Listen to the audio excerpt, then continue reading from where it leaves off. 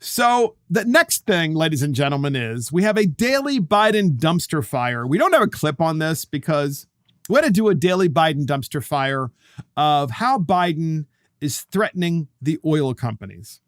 Now imagine you live in a republic and you have a president of the United States and he's decided he's going to attack and use the size of government and the largesse of government to attack an entire industry, an industry that is critical for national security and critical to economic security.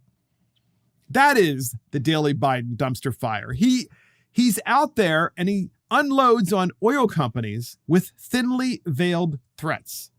So get this. Oil companies and industry trade groups criticized President Joe Biden after he sent a letter of them threatening action over high gasoline prices. Biden penned a letter to 7 major oil companies Tuesday, insisting they increase oil refining operations to counter declining fuel supplies and inventories nationwide.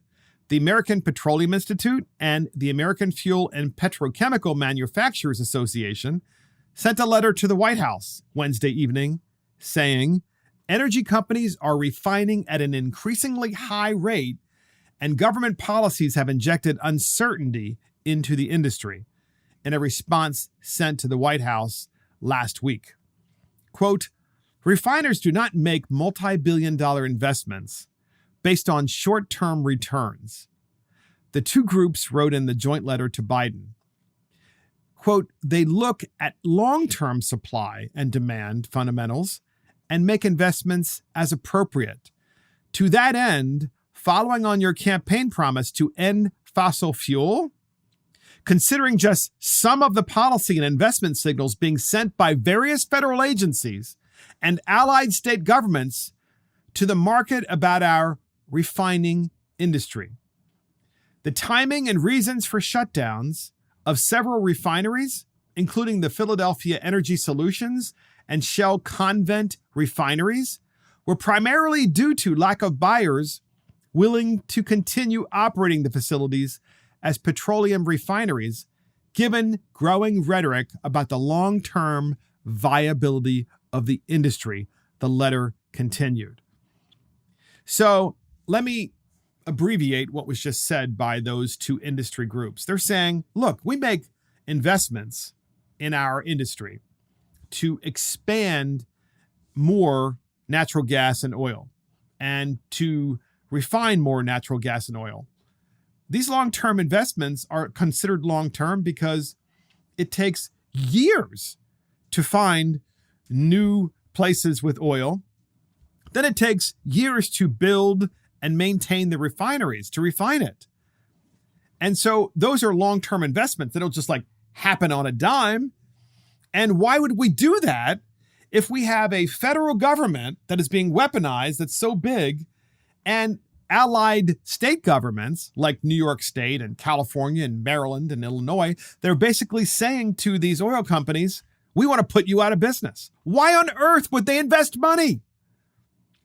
And so therein lies the reason why we have energy inflation in the United States. And therein lies the reason why this is today's daily Biden dumpster fire, because they have created literally this problem in the United States, the Biden administration, and the weaponization of his bureaucracy by telling the people that are the linchpin of our economy, right, the energy industry, to not invest in the energy anymore and not invest in their industry anymore because the Biden administration wants to put them out of business.